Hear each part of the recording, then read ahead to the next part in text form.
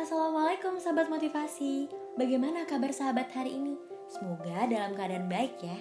Oh iya, Kisdan atau kisah-kisah teladan kali ini tentang bagaimana Rasulullah SAW berdakwah. Nah sahabat, sebelum kita lanjutkan, pastikan sahabat semua subscribe dan menyalakan lonceng untuk mendapatkan pemberitahuan dari channel Sahabat Motivasi.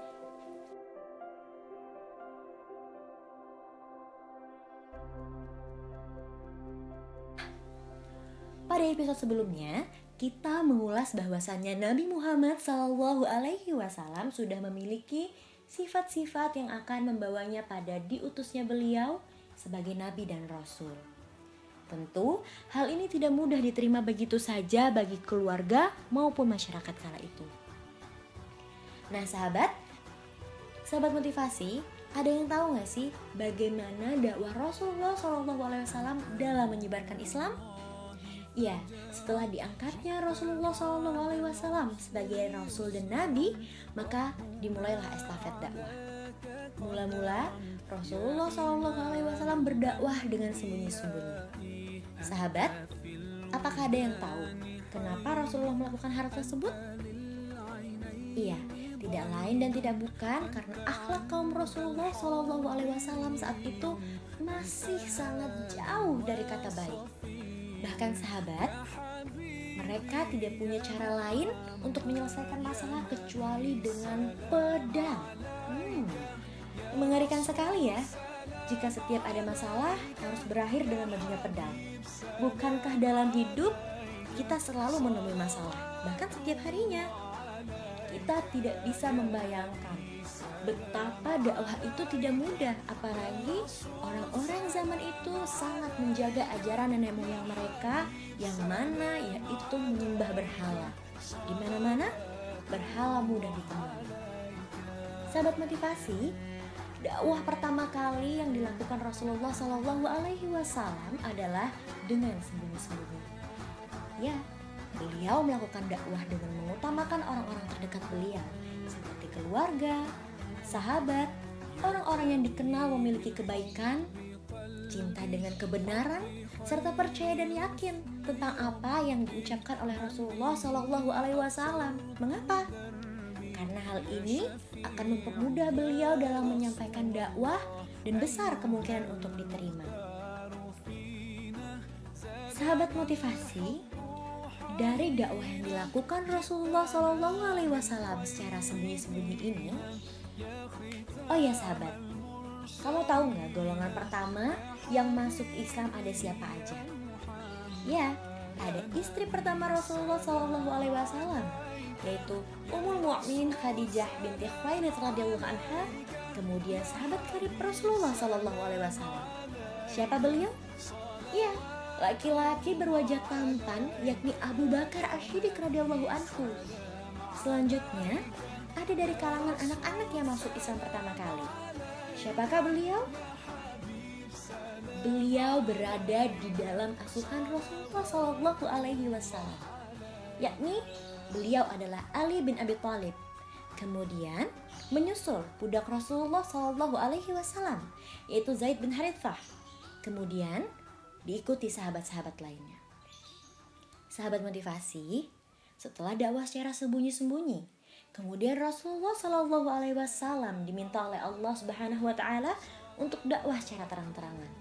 Seperti yang Allah Ta'ala firmankan dalam surah Al-Hijr ayat 94 yang artinya, maka sampaikanlah olehmu secara terang-terangan segala apa yang diperintahkan kepadamu dan berpalinglah dari orang-orang musyrik.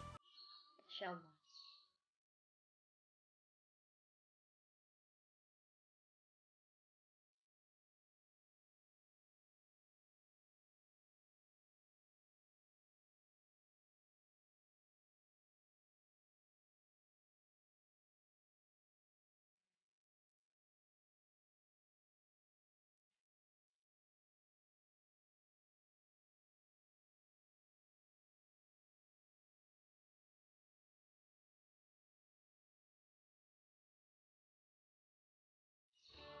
Sahabat motivasi, tahukah di atas bukit apa Rasulullah SAW menyerukan dakwah?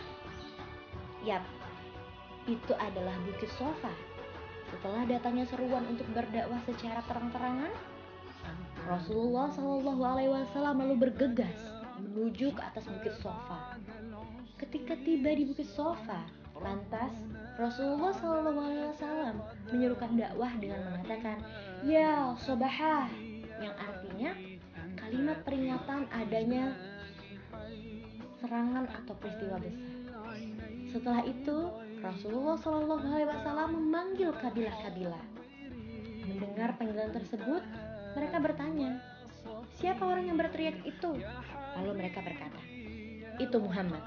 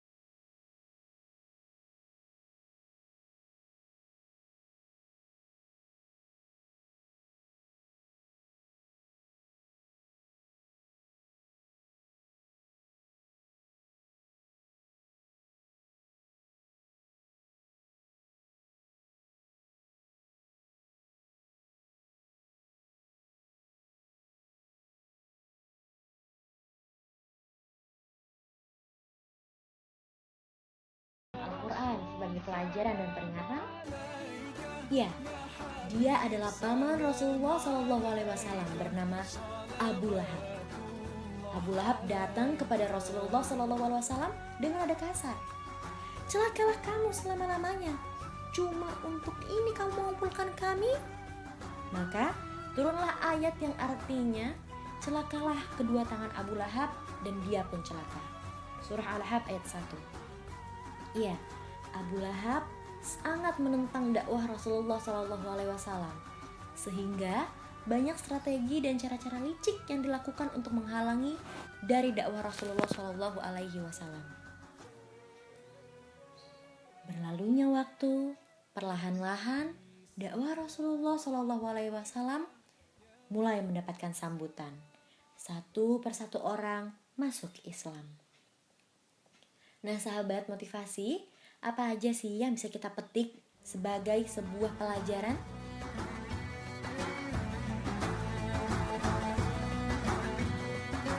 Ya, seperti yang telah diungkapkan bahwa Allah Subhanahu wa taala menjaga Rasulullah Shallallahu Alaihi Wasallam baik sikap maupun tutur katanya.